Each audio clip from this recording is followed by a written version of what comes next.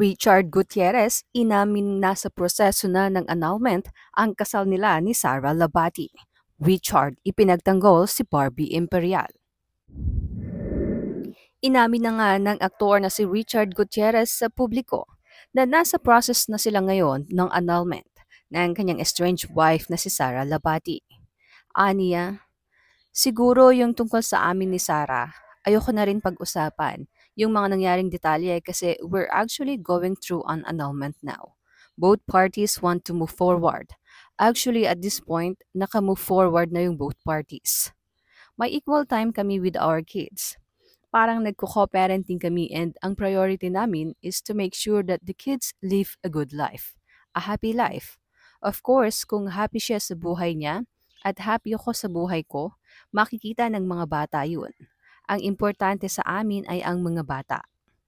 Ayon kay Richard ay gusto daw niya na magsimula ang kanyang taon na magaan lamang. Kung ano man yung dahilan, matagal na panahon na yon. Naka-move on na kami pareho.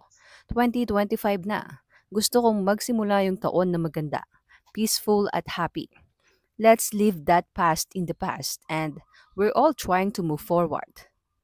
Nang matanong naman ni Oji ang aktor kung ano nga ba ang hiling niya para sa kanyang dating asawa, sagot ni Richard, basta ako, ang wish ko lang ay sana maging masaya siya sa lahat ng nangyayari or decision niya kasi ako moving forward, happy din ako.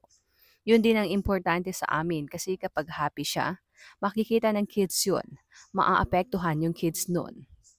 Matatandaan ngang ikinasal sina Richard at Sarah noong 2020 matapos ang ilang taon nilang pagsasama. Samantala, ipinagtanggol naman ni Richard ang kanyang rumored girlfriend na si Barbie Imperial. Bagamat hindi nga diretsahang inamin ng aktor kung ano ang tunay na namamagitan sa kanila ng actress na si Barbie Imperial. Kanya namang nilinaw na hindi umano naging third party ang actress. Aniya, dun muna tayo sa what you see is what you get sa amin ni Barbie. Ang gusto ko lang i-clarify dun sa mga tao is that si Barbie walang kinalaman sa paghihiwalay namin ni Sarah. Hindi siya third party. Hindi nag-overlap kasi maraming mga tao, mga bashers nagsasabing siya ang dahilan. Well, wala siyang kinalaman. Dagdag pa niya, matagal na sila umanong hiwalay ng kanyang misis na si Sarah nang makilala niya si Barbie. Nakilala ko si Barbie, matagal na kaming nagkahiwalay ng landas ni Sarah. So gusto ko lang i-clarify kasi ang daming nagre-react. Nag-hate comments sa kanya so bilang lalaki, kailangan ko siyang protektahan. Pagpapaliwanag ng aktor. Maliban naman sa kanyang rumored girlfriend na si Barbie Imperial ay ipinagtanggol din ni Richard ang kanyang inang si Annabel Rama. Aniya, wala raw kinalaman ang kanyang ina sa hiwalayan nila ni Sarah. Kilala naman natin ang nanay ko. Masarap na kaibigan, masamang kaaway. Ang nanay ko lang, talagang pag inudyukan mo yan, lalaban yan.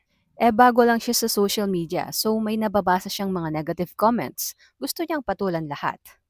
Dagdag pa ni Richard ay madalas daw nilang paalalahanan ang kanilang ina na huwag nang patulan ang mga fake news sa social media. Aniya, naaawa nga kami sa mom namin kasi nung pumutok yung issue tungkol sa hiwalayan namin ni Sarah, parang siya yung pinagbintangan ng cause. Kasunod nga nito ay iginiit ni Richard na hindi si Annabel ang dahilan ng paghihiwalay nila ng misis. Wala naman siyang kinalaman doon. Nagulat na nga lang siya na nangyari yun. To a certain point talagang lalaban din siya, pero only to protect her kids and protect herself. Hindi naman siya nag-aaway ng tao ng walang reason. Dagdag pa ni Richard.